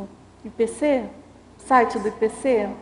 .org, todos os dois chegam. Então, o IPC é uma das instituições, tem vários cursos, palestras, e você então começar a aprender a mexer com as suas energias e, fundamentalmente, com o que a gente denomina de estado vibracional, né? Que é uma defesa energética que a gente faz de mobilização das energias. Se você quiser dar uma olhada no próprio site das tertúlias, você pode baixar o verbete estado vibracional, que aí você já vai direto no foco, ali no ponto. Eu acho que eu posso ajudar um pouquinho nessa resposta. Tem uma pessoa que é um amigo muito querido, conhecido aqui do pessoal, o Ivan, que hoje mora nos Estados Unidos. Ele chegou aqui e não percebia absolutamente nada, zero mesmo de energia, não tinha nenhuma percepção. Fez 1 ano de imersão, fez curso, fez dinâmica, em 1 ano teve uma diferença bem grande. Então é só investir mesmo, né? Um exemplo. Isso. Você quer falar alguma coisa? É isso aí mesmo. Tá ótimo. Agora, a professora Márcia, na estrangeirismologia, na última linha, ela pede que você, por favor, fale sobre o timing da abordagem psicológica. Então, esse timing é exatamente o momento adequado, né, para a abordagem. Então, tem momentos na abordagem aí do paciente hospitalizado ou da família que é melhor você ficar em silêncio. Você fica quieto, só escuta. Às vezes até isso no hospital acontece, né, que é até um pouco diferente de outras abordagens, mas às vezes você até pega a mão para fazer, né, um sinal de... E só. Outras vezes você não pode perder esse timing. E se você demorar exatamente, você perdeu uma oportunidade. Então, timing quer dizer esse momento adequado de fazer a abordagem, de dizer o que você vai dizer. Certo. Como é que a gente descobre? É criando essa questão do acoplar, né, com o paciente, assimilar, perceber. Eu faço muito um exercício que é assim, e que eu ensino para os alunos também. Quando for trabalhar, conversar com o paciente, olha, né, sente, claro que eu não falo para os alunos, sente as energias, né, mas eu digo... olha para a pessoa e pensa assim, o que essa pessoa mais está precisando agora? E aí, os alunos dizem que ajuda bastante, porque aí eles parecem que até se inspiram, né? Não, agora é melhor ficar quieto, agora é melhor falar, agora, entende? É por aí. Interessante. Agora, tem uma pergunta aqui, ele fala assim, qual a diferença ou as diferenças da lutoterapia e da abordagem prática dessa terapia dentro da conscienciologia? A luto ou a luto? Não, é luto, com T, de luto, de... Está falando da terapia do luto. Isso. E qual a abordagem, ele quer saber a diferença dessa da abordagem convencional e da abordagem da conscienciologia. Então, é a questão da amplitude do paradigma mesmo, porque, digamos, a lutoterapia ela vai estar trabalhando com a questão da pessoa poder se desligar, né, digamos, do objeto. O objeto que a gente fala em psicologia é digamos, a pessoa, ou que seja, que ela teve uma perda, né? Porque luto não é apenas de pessoas. Às vezes é de um emprego, às vezes é, enfim, de um órgão. De um órgão. Então, vai trabalhar esse desligamento, aceitação, vai trabalhar uma reperspectiva de interesses. Então, é tudo muito nesse sentido, né? De desapego e de reformular interesses para voltar a colocar, então, energia, no caso, né? Mas daí eu acho que até a psicologia convencional até pode fala de colocar, então, investimento em outras pessoas, ou outros aspectos, outros valores. No caso da conscienciologia, a questão do luto toma uma outra dimensão, porque a gente sabe que a gente não perde ninguém. Então, é claro que, diante de uma dessoma, existe uma falta das energias da pessoa. Existe, sim, né, a gente sente, tem um período para se acostumar com isso. Existe uma tristeza inicial, tudo isso, que faz parte do que a gente chama até de luto normal na própria ciência convencional. Só que não tem a questão de perda, porque não se perde nada, nada se perde, né?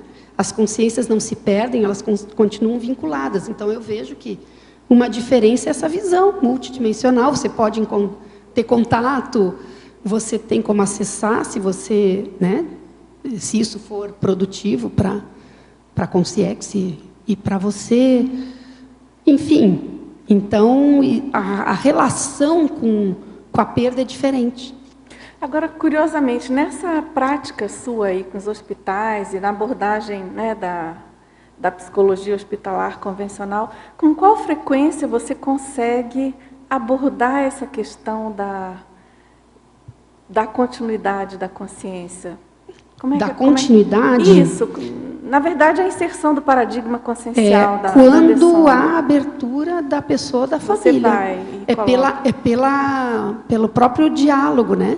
Porque, digamos, se a pessoa já está ali falando da visão dela, você até você aborda, não exatamente falando da continuidade da vida, mas daí você fala, olha, a pessoa vai continuar existindo para você. Você vai um pouco por uma outra linha, assim, como o que ela fez continua existindo e tal, quando não há abertura, né? Aí você pode fazer uma abordagem assim.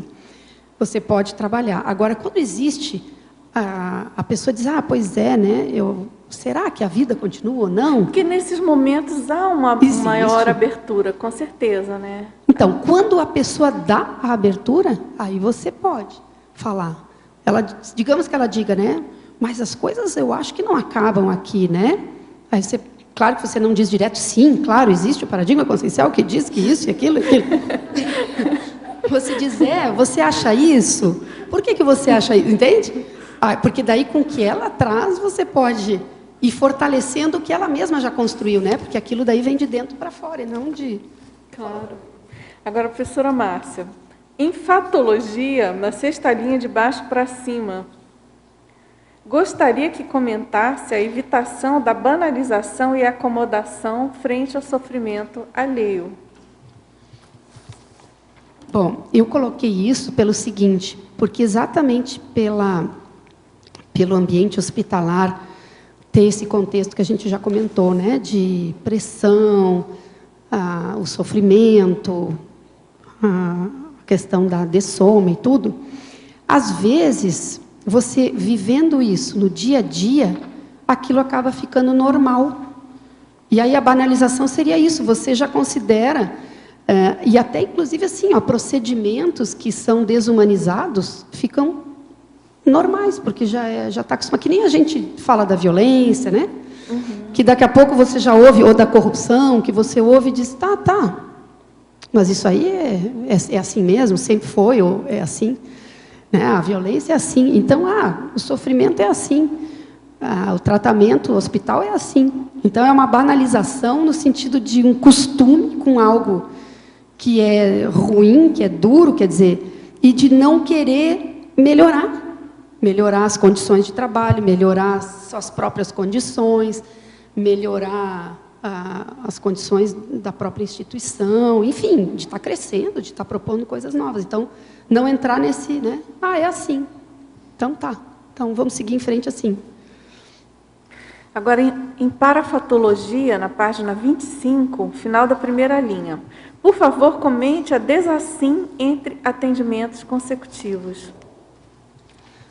A ideia é exatamente essa prevenção da própria síndrome de burnout e da própria, né, assimilação, a pessoa começar a ficar tão intoxicada pelas assimilações que daqui a pouco ela adoece também, até fisicamente, né, ou mentalmente, pelos processos. Então, o trabalho do EV, e não só do EV, então tem a questão entre os dois atendimentos, entre um atendimento e outro é EV mesmo, né, trabalhar com energia e tal.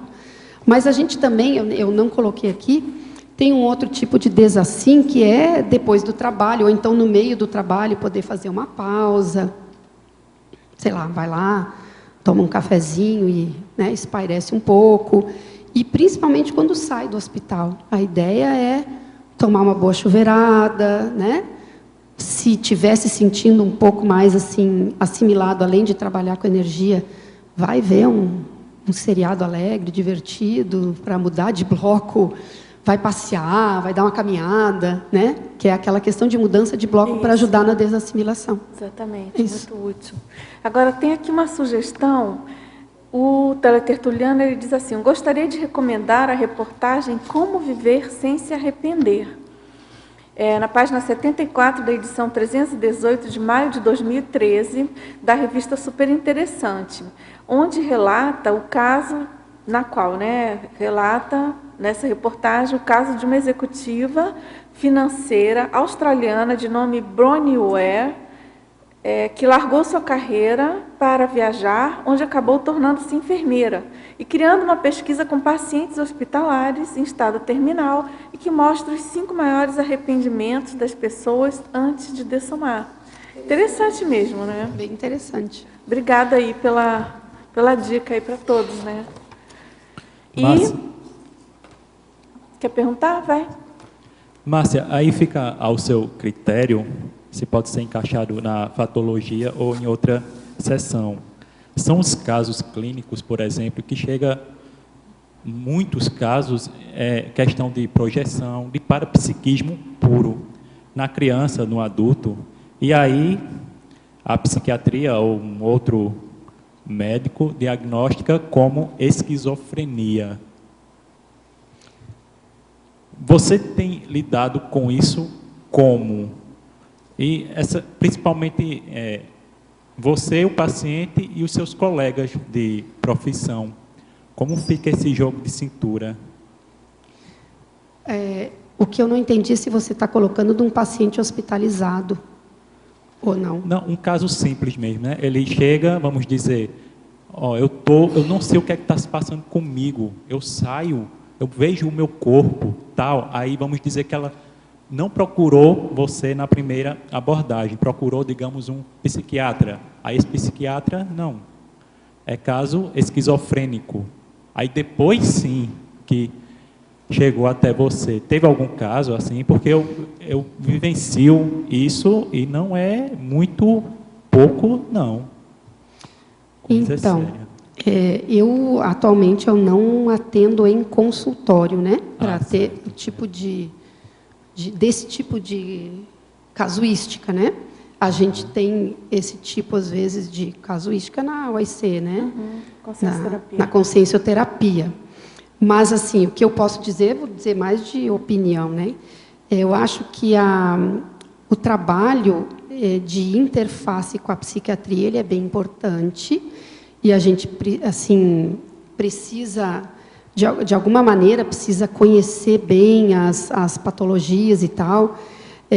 Você está falando de um caso de uma pessoa que simplesmente tem um processo parapsíquico saudável, eu vou dizer, se for um processo parapsíquico saudável, e que um profissional com a visão estreita medica e tal. Isso é uma situação, né?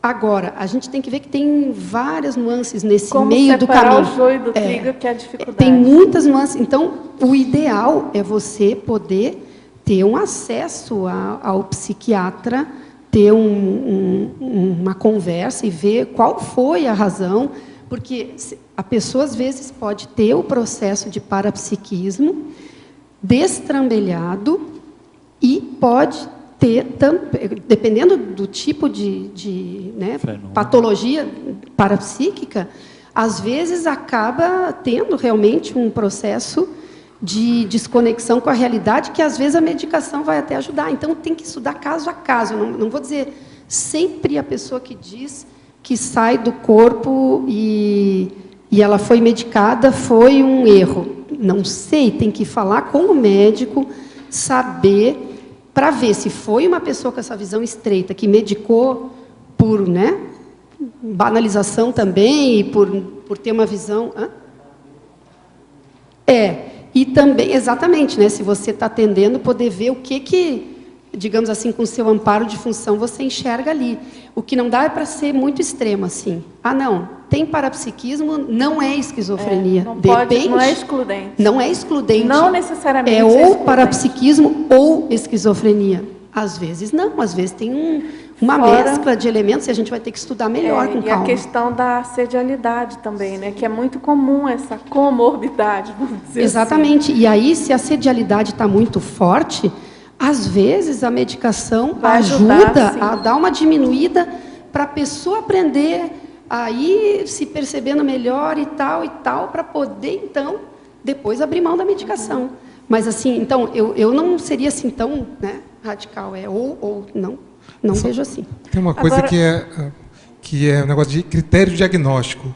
Existem um determinado número de diagnósticos para você, de características em uma pessoa, para você aí poder, talvez, inferir ou talvez concluir que ela tenha tal patologia, pode ser psiquiátrica, por exemplo. Então, às vezes, a pessoa, se o médico achar, ela está tendo alucinação. Às vezes, só isso, se ela só tem essa única queixa, não é sinal que ele vai dar uma medicação na hora. Tem um número determinado, o DSM tem bem explicado isso, número determinado se tem 6 das 12 características a seguir, e por tanto pode ser, é possível que ele tenha tal patologia psiquiátrica, né? E a psiquiatria tem avançado bastante, tem assim mais detalhismo. E outra coisa, se acontecesse isso comigo no consultório, digamos que eu estou atuando como psicóloga, não como consciencioterapeuta, e aí chega uma pessoa e eu avalio que realmente ela tem, é só parapsiquismo, parece, me dá uma impressão de que o processo não é tão... além de eu entrar em contato com o psiquiatra para poder saber, eu posso encaminhar ela para o IPC, para poder conhecer mais sobre projeção, para poder entender mais sobre o processo, e ir lá, começar a fazer os cursos, entender melhor, e daí dar um encaminhamento para o parapsiquismo. Agora, professora Márcia, só lembrando, a gente tem 2 verbetes bem específicos de abordagem da psiquiatria e das questões da conscienciologia e do parapsiquismo, que é o binômio psiquiatria, consciencioterapia, e tem o verbete binômio, psiquiatria, conscienciologia. Ambos foram feitos por psiquiatras, conscienciólogos. Não, um é consciencioterapeuta, eu acho que ainda não. Mas, enfim, são pessoas absolutamente conhecedoras do paradigma consciencial, pesquisadoras, e com a vivência bem técnica de consultório psiquiátrico, aí para complementar o que a professora Márcia colocou, caso você tenha interesse, entendeu? Você pode ver não sei se Eu vi. você... É a Adriana? Viu. E o Luiz. E o Luiz? O Luiz, Eu tô falando na questão homeostática. Homeostática do parapsiquismo, parapsiquismo. né? Então, eu sugeriria ir procurar os cursos do IPC, para poder ir entendendo melhor o processo, né, da projeção, porque é a instituição que mais trabalha com a questão da projeciologia, é o IPC. Né?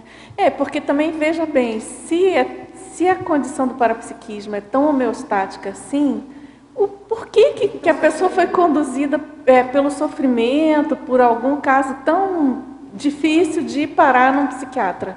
Entendeu? Então, por isso que eu acho que é importante a sua colocação do profissional, né? Eu não sou do ramo e tal, mas eu percebo claramente a importância dessa avaliação mais precisa e mais profunda, porque eu penso que geralmente não é tão homeostático assim, sabe? Senão a pessoa não teria chegado a ponto de precisar do medicamento. Se ela já tivesse um domínio maior, ou uma compreensão maior, ou lidasse de um modo mais lúcido, né, com a queixa não seria a projeção, né? A queixa não seria. Agora essa saída de procurar fazer cursos, né, e aprender... Ou procurar consciencioterapia. Consciencioterapia também. Enfim, é uma situação bem complexa, né? Acho bem complexo esse assunto. E aí também acho que é bem importante a nossa responsabilidade enquanto pesquisadores da conscienciologia de não sair excluindo, né? Não estou falando que é do seu caso, da sua abordagem, não. Aí eu estou falando em geral, né? Até nós, assim, enquanto leigos, não profissionais da saúde, muitas vezes a gente se depara com essa tendência ou com essa possibilidade de dar uma forçada para achar que é um problema mais ameno e menos de uma intervenção física mesmo, né, e convencional, e achar que um trabalho com energia ou vai resolver. Às vezes não, né, eu já tive caso na família, não, precisa realmente de um tratamento específico. Precisa avaliar, né, o nível de sofrimento, o nível, né, de consequências disso. Isso. Para ver. Agora, deixa eu complementar aqui, que ainda temos 3 perguntas para você. Boa tarde, professora Márcia. Na fatologia, página 25, 6ª linha de baixo para cima. Você já respondeu sobre isso. A evitação da banalização. Ela pergunta como podemos modelar a atuação como psicólogo hospitalar para evitar os extremos entre a frieza frente ao sofrimento e o sofrer junto com o paciente. Você tem alguma técnica? E ela dá os parabéns pelo verbete. Então, a gente falou um pouco no início a questão do profissionalismo afetivo, né, que era um pouco esse equilíbrio de você não precisar vivenciar junto com o paciente todo o processo emocional, e isso acontece às vezes com a equipe. A gente vê às vezes a equipe de saúde na área da enfermagem, enfim, às vezes se apegam aos pacientes, principalmente na oncologia, que a pessoa fica internada mais tempo, e aí depois sofre muito quando o paciente dessoma e tal, e ficam, né, com crianças, existe muito isso. Com crianças doentes, principalmente com câncer, existe assim muita comoção, né, com o processo do adoecimento. Então, se você entrar muito nisso, você vai perder, como eu já tinha dito, a lucidez e a capacidade de ajudar. E se você se distanciar muito, você também vai perder a capacidade de ajudar. Então, o meio termo, acho que tem a ver exatamente com a questão do acoplamento, que eu falei, né? Acopla, assimila, procura ajudar ao máximo, mas do ponto de vista técnico até, né? Técnico-afetivo. Então, você acopla, vê o que aquela pessoa está precisando, oferece a intervenção de acolhimento e de ajuda. Muitas vezes tem esclarecimentos também, às vezes a gente faz esclarecimento, às vezes a pessoa está Por exemplo, não é sempre assim, às vezes a pessoa pensa que trabalhar no hospital tem que só consolar. Não é. Às vezes você tem que dar uma dura, a pessoa está fugindo de se cuidar e você tem que dar uma, entendeu? Tem coisas que você tem que mostrar claramente. Mas, enfim, então você esclarece, ou acolhe, esclarece, e depois, para você não ficar frio, você tem que aprender justamente a desassimilar. Porque a frieza, ela vem de uma dificuldade de dar conta daquilo. Você esfria porque você acha que você não dá conta. Então, você congela ali para se proteger. Quanto mais você se fortalecer, né, e fizer esse trabalho de desassimilação para não ficar intoxicado, que daqui a pouco você não dá conta mais. Então, eu sugiro isso, assim, o meio termo, o acoplamento, a questão da desassimilação e se fortalecer constantemente. Márcia, uma pergunta aqui, na tua frente. Obrigada. Na página 26, em interaciologia, a primeira interação, a interação dos integrantes da equipe de saúde interdisciplinar. Eu queria que você falasse um pouco mais a respeito. Não sei se já foi perguntado, mas dá algum detalhamento a mais. E até é bacana, porque assim, a gente tem várias realidades nos hospitais. A gente tem, na maioria, equipes multidisciplinares. O que é multidisciplinar? Todo mundo está interessado em ajudar ali o paciente e a família, mas cada um trabalha mais na sua, né? Sua especialidade. Então, eu vou lá, atendo. Eu coloco lá no prontuário. O médico atende, coloca no prontuário. O enfermeiro atende, coloca o fisioterapeuta. Eles têm uma interação na medida de alguma necessidade, para conversar, se encontra no corredor, ou então... Mas não existe um momento de interação maior aonde se realmente troque experiências interdisciplinares e que cada um aprenda com o outro e aprenda qual é o trabalho do outro e se enriqueça com o trabalho do outro. Então, essa interação interdisciplinar ou até transdisciplinar, que a gente coloca que é mais avançado ainda, é quando todo mundo se enriquece. Não é que você invade o terreno do outro, você continua tendo a sua especialidade, né? Mas você sabe e você constrói projetos em conjunto. E isso melhora demais o ambiente do hospital, menos ruído de comunicação. Então, a pessoa que está atendendo, como ela sabe que todos os outros fazem, ela sabe quando é hora do outro entrar, entende? Então, é um modelo que já existe, sim, em alguns grandes hospitais, e está sendo reconhecido como benéfico, inclusive, para os resultados do hospital. Você sabe que o hospital também se interessa que a pessoa se recupere, mais, óbvio, né? Que tenha um resultado melhor. Então, é bom para todo mundo. O profissional se sente melhor, ele não tem aquela coisa de ficar, será que o que eu estou sentindo sou só eu que sinto, eu estou aqui. Compartilha, daqui a pouco vê que o outro também sente, planeja junto, discute os pacientes juntos. Então, essa é a interação, digamos, né? E isso é feito agora, Fabiana, que ainda tem duas perguntas, tá? Deixa eu ir aqui, depois você vai.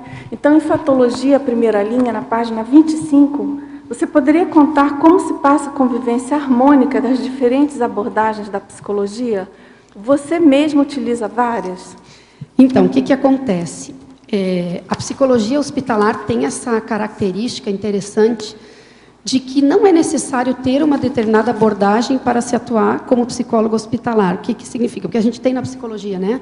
A psicanálise, a abordagem humanista, existencial, a cognitivo-comportamental, a gestalt. E o hospital, ele é, digamos, democrático, aberto, e os profissionais, independente da abordagem que eles têm, o trabalho da psicologia hospitalar ele já tem algumas características próprias, que independem dessa abordagem. Então, ele é, digamos, mais aberto. E é por isso que, então, convive harmonicamente. Houve um congresso no último fim de semana, lá em Belo Horizonte, de psicologia hospitalar, em que, numa mesma mesa, tinha a pessoa da psicanálise, a pessoa da... Nossa, isso é muito, isso é muito bacana, porque até então tem ainda, às vezes, em determinados ambientes, uma coisa, não, aquele ali está errado, eu que estou certo, e não sei o quê. São visões, né? E aí essa convivialidade aí, harmônica na hospitalar é possível. Agora, essa última pergunta, acho que tem relação com isso. Na página 25, no item colegiologia, você poderia expandir um pouco mais sobre o colégio invisível dos psicólogos? Então, isso aqui eu estou propondo, né, como uma ideia, estou trazendo como um tipo de instituição, não é bem instituição que a gente chama o colégio, né, é um contexto, um ambiente de discussão da ciência psicologia. Quer dizer, então, assim como existe aqui o da assistenciologia, dessomatologia, somatologia, estou propondo a existência, então, de um colégio invisível onde se discutam as questões da psicologia, até para poder ampliar, né? Porque a gente, claro, a gente quando já tem alguma coisa mais avançada como a conscienciologia, às vezes a gente pensa que um debate na psicologia seria a menor, né? Mas seria um debate onde todos os profissionais da área da psicologia podem trocar ideias e ampliar as visões. Então, pessoal... Uma questão bem rápida, um segundinho, Dulce. É só sobre essa interação, vocês fazem por projeto ou por paciente? As duas coisas. Okay. Tem o projeto para aquele paciente e tem projetos para o hospital como um todo. Ok, beleza, pessoal, agradecemos então a participação de todos vocês, tertulianos, teletertulianos, da nossa neoverbetógrafa de hoje. Aguardamos aí mais centenas de verbetes aí, super especializados, como esse, muito bom, foi muito elucidativo para todos nós, certamente. Então, agradecemos muito. E então, os nossos comerciais. Obrigado. Hoje tivemos 40 assinaturas no livro de presença, 19 perguntas presenciais, 14 online.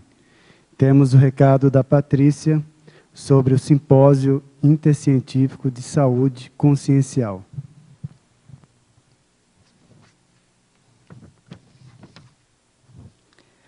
Olá, boa tarde. Continuando, então, esse interesse nas linhas da psicologia, se você tem curiosidade por conhecer mais sobre a psicologia positiva, essa é uma grande oportunidade, porque a psicóloga Mônica Portela estará aqui em Foz para debater sobre temas da psicologia positiva, como o estudo científico dos aspectos virtuosos podem ajudar as pessoas. A proposta da terapia cognitivo-comportamental positiva. E, inclusive, no mesmo dia, nós teremos a oportunidade de conhecer também outra psicóloga renomada, a Mayla Flash, que vai falar sobre a abordagem da análise transacional. Vocês conhecem a análise transacional? Então, ela pode ajudar você a ser mais eficiente nos seus relacionamentos e ela vai abordar especificamente o tema de pessoas altamente sensíveis. O que é isso? Como é que a gente pode identificar essas pessoas, compreender essas características e ressaltar os aspectos positivos de todos nós? Então, esse convite é para o Simpósio Intercientífico de Saúde Consciencial, que vai acontecer na OIC, dia 8 de setembro, é um domingo, das 8h30 às 18 horas. Se vocês quiserem participar, as inscrições podem ser feitas na recepção da OIC ou pelo telefone 3025-1405. Além disso, nós vamos fazer uma abordagem com a consciencioterapia. Então, fica aberto o debate. Quem tiver interesse em participar, vai ser muito bem-vindo. Obrigada. Para amanhã teremos o verbete doutorado. A especialidade é pesquisologia, de autoria do professor Romeu Reginato. Obrigado pela sua presença e até amanhã.